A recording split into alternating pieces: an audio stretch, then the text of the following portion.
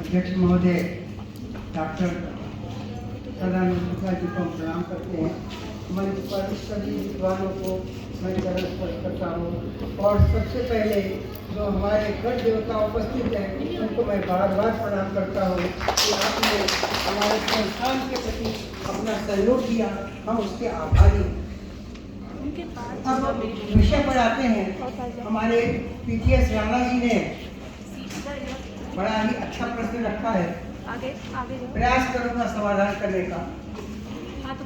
परंतु इसके पूर्व हमारे वक्ताओं ने काफी बातें, काफी तथ्य काल सर्प योग पर रखा है, परंतु उसमें हमने एक बात देखा कि सभी वक्ताओं ने शांति, ग्रह शांति, काल सर्प दोष योग कहिए, उसकी शांति की बात कही। तो भाई शांति का रहस्य क्या है, होना चाहिए। इसके लिए हमारे संतों ने बहुत पहले ही वेदों में, और हम वेद के तो पंडित है नहीं, परंतु जो संत वाणी है उसको हम थोड़ा सा जानते हैं आप लोगों के प्रेम से। तुलसीदास जी ने, गोस्वामी तुलसीदास जी ने पहले लिखा है, भवानी शंकरौ वंदे श्रद्धा विश्वास रूपिण। यह जो सूत्र है यही ग्रह शांति का मूल सूत्र है।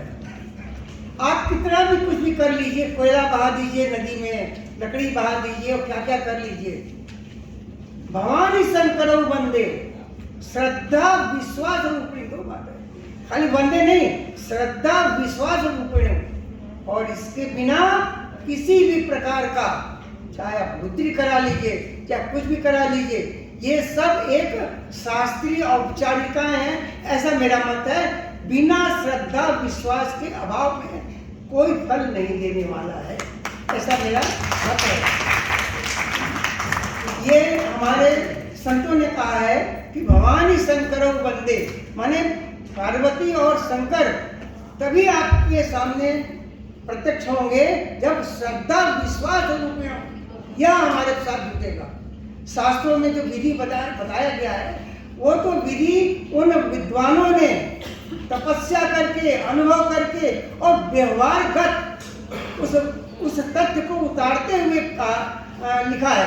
पहले तो था ना कि श्राप दे दिया, श्राप लग गया। अरे भाई श्राप क्यों लग गया? क्योंकि उन्होंने तपस्या किया है, साधना किया है, संयमित जीवन जिया है, तब उनके मुख से एक बात भी निकला वो लग जाएगा। आज हमारी बात नहीं लगेगी, हम आपको श्राप दे दे कुछ नहीं मतलब रखता। इसलिए हमारा मूल यह तथ्य है कहने का ग्रह शांति पर कि श्रद्धा विश्वास रूप में हो, यह होना चाहिए।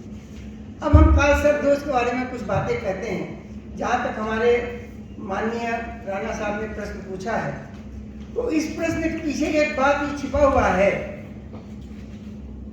कि काल सर्प दोष की उपस्थिति, उसकी मान्यता सिर्फ एक लोकाचार के रूप में प्रचलित है कि राहु और केतु के बीच में सारे ग्रह आ जाएं तो काल सर्प दोष या योग बनता है। और यदि उस काल सर्प योग की कुंडली में कोई ग्रह उच्च के हैं, कोई ग्रह स्वग्रही हैं, कहने का अर्थ शुभ फल दे रहे हैं, क्या काल सर्प योग उसको रोक देगा? काल सर्प दोष की उपस्थिति का कोई प्रमाण हमें आज तक नहीं दिया गया कि इस सिद्धांत के आधार पर काल सर्प योग को मान्यता दिया जाए। हम आपके सामने कुछ तथ्य रखते हैं। देखिए, काल सर्प योग से आक्रांत अनेक व्यक्तियों को हमारे ज्योतिष विद्वान जो फलित करते हैं उसका परिणाम क्या होता है, वो व्यथित हो जाते हैं, भ्रमित हो जाते हैं, भयभीत हो जाते हैं और इस ज्योतिष के इस ज्ञान को, काल सर्प योग के विधान को अस्त्र बनाकर उनकी आस्था और विश्वास पर बार बार